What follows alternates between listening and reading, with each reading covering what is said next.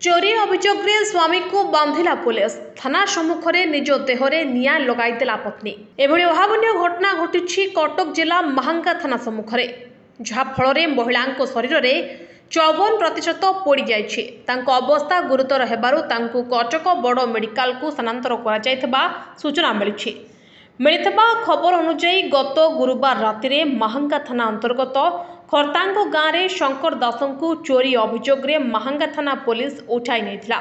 तेणु परदिन सकाळे शंकर पत्नी रश्मिता थाना अभियोग करथिले। तेबे परदिन सकाळे शंकर पत्नी रश्मिता थाना पहुंची स्वामी शंकर निर्दोष तांको छाड़ी दियंतु बोली पुलिस बाबू को विनती करथिले।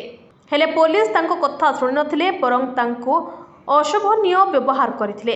एथिरे उत्क्षिप्त होई थाना सम्मुख में निज देहरे पेट्रोल ढाली निआं लगाई देथिले रश्मिता, जहाँफल तांको शरीर पोड़ी जाइथिला। तांको संगे संगे गुरुतर अवस्था उद्धार करा जाई महांगा मेडिकल रे भर्ती कर जाइथिला। हेले सेठारे तांकर स्वास्थ्य अवस्था गुरुतर हेबारु कटक बड़ मेडिकल को स्थानांतरित कर जाइछि।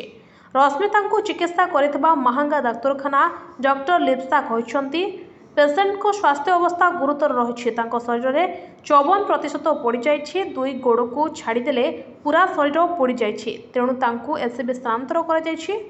एनै थाना अधिकारी प्रतिक्रिया मिल पारि नाही। Bureau report NTV.